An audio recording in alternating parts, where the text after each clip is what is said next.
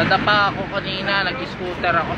Kaya ayun, pag nadapa ako, bigla ako na umupo ako sa may scooter. Pagkaupo ko sa may scooter dito sa may area bigla ako nabangga. Nabangga tuloy. Bigla ako nadapa. Pagka nadapa ako, ako, sakit ng paa ko. Sakit ng paa ko, ito. Ayan, nahihirapan ako. Ito.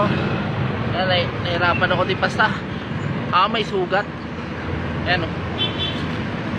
Buti nga di ako ambes pa naman ang sasakyan. Tapos pagka ang hirap, natudoon ako kanina, paikot-ikot ako, tapos ako. Kaya yan ang nangyari sa akin.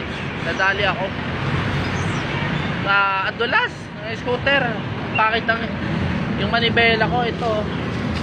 Ayan, manibela ko. Tapos ayan, pagka ko, nasira na to, winelding ko lang. Kaya ayun, palis na ulit ako. Dami na nagsasabi sa akin, mag-ingat ka. Kaya ayun, hindi ko pinoproblema to. Basta malaga. Hindi nandito yung cellphone ko kanina, muntik ko nang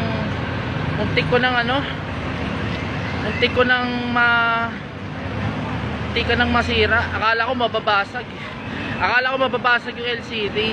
Pagka nadali pala ako, nadulas ako dyan dito. Nadulas ako. Nangyari, nabulusok ako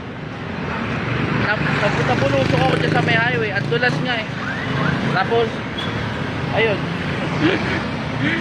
ko na lang sana. Diretso na ako. Mahirap talaga na nag-scooter ka. Baka ganito ko, naka-scooter ka tapos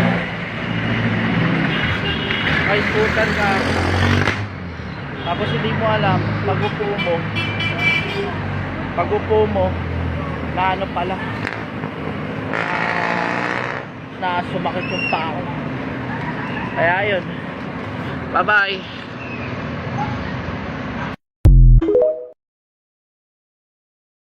Hello guys.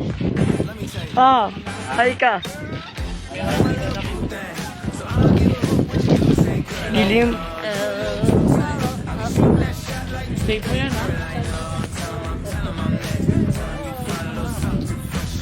Hello. Sige.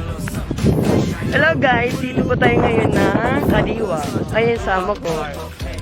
Kadiwa Park. Welcome to Vlog.